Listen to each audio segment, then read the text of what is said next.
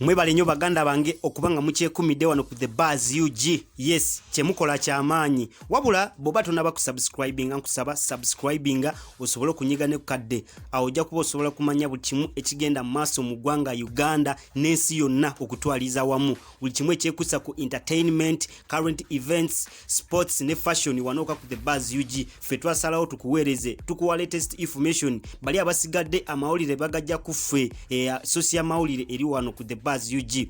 Wabula leero amawulire agessanyu agaliwo nti Eddy Kenzo alina ekipya kyafumba muganda wange. Eddy Kenzo alina ekipya kyafumba.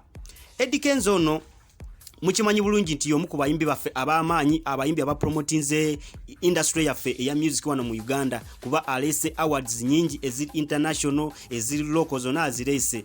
Eddy Kenzo ate takomyawo apromotinze nnyo culture yaffe eya Africa, kuba boba oyogera ku bayimbi 10,000 mu Africa abaliko, Eddy Kenzo tomubusa amaaso era naye mwali.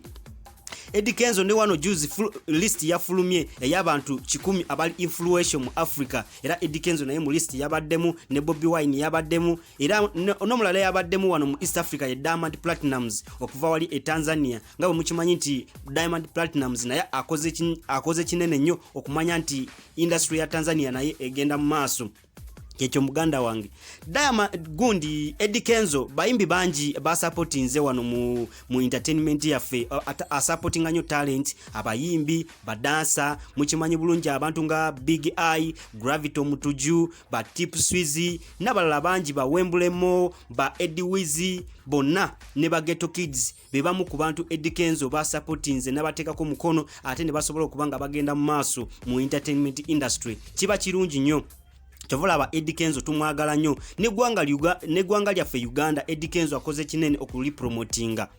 Wabula Eddy Kenzo yavuddeyo n'agamba nti agenda ku kola album, agenda ku droppinga album ye anytime ejja kuba droppinga, era kati album ye tusubira nti ejja kuba y'amaanyi.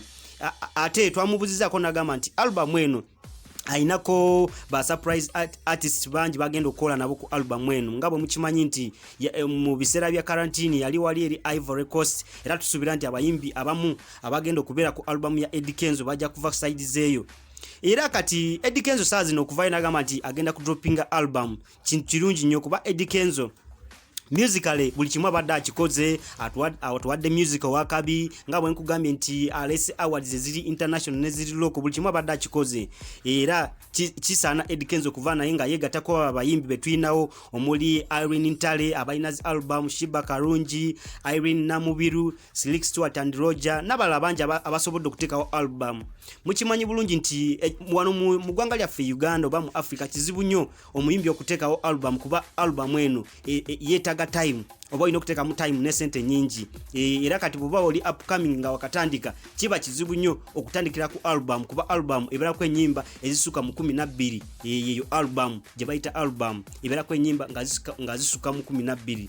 Bayimbi bangi abavaayo ne batulimbalimba nti alina album, ogenda kwekanga nga ku album ye kuliko ennyimba 2 naye n'avaayo n'akugamba nti eyo nayo album. Eyo si album ba blood bange, wabula album erina okubanga eriko ennyimba eziri mu 12, 25 ye full album. Naye kizibu okola album kubanga album eno olina okutuula ne team. Ekintu kya album tozuka ku makya n'ogamba nti ngenda ku droppinga album, olina okumanya nti oteekawo paperwork, ofuna ba producer nga abana n'ogamba nti ngenda kukola ne Nesimu, Andre, Atini, Bawa n'obateeka wali, n'ofuna ba songwriter nabo n'ogamba ne bano ngenda kola nabo ne mukola team ba blood bange, n'ofuna abantu abakuwa ku magezi eba team okuteekawo album. Kyovola bakiba kizibu nnyo omuyimbi waffe wano eyeeyiya strugglinga okuteekawo album, kuba oba olina okuteekamu videos, olina okukola videos otekemu sente, okole audio, kikostinga ziba sente nyingi. Kati olina okutuula omanye collaborations zengenda okuteekamu, nkole ne bayimbi ki abali international, abayimbi baffe abali local nkole naani. Kintu kya time, kintu kya album olina okukiwa time okumanya nti abantu bawa omuziki ogwakabi. Kiba kirungi okumanya nti abamu ku bayimbi baffe batandise okwekiririzaamu, kuba abayimbi bangi bendabye abavuddeyo nga ne bateekawo album ate nga kuliko ennyimba nyingi, ate nga ennyimba zonna eziriko production nungi, video bakola za kabi. Kiba kirungi, kiraga nti entertainment industry ekula egenda mu maaso. Kirungi, big up ku buli muyimbi yonna eyasobodde okuvaayo n'ateekawo album. Kuba abayimbi bakoze album ziri ku iTunes, ziri ku YouTube, ziri eyo music gyali, era mwe ba fans mugende mu supporting abayimbi mugule album zezo ez'abayimbi baffe bana Uganda, nabo kisobole okubongeramu amaanyi okudropinga albums endala. Kyekyo muganda wange, kuba entertainment tugeza kumanya nti egenda mu maaso.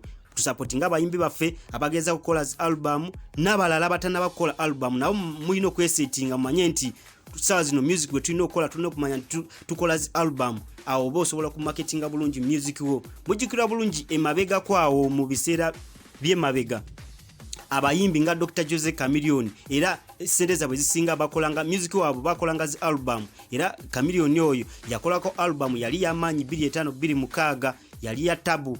Nasobola kubanga afuna akasente akaweerako yomu ku bayimbi baffe abasobola okutunda albums.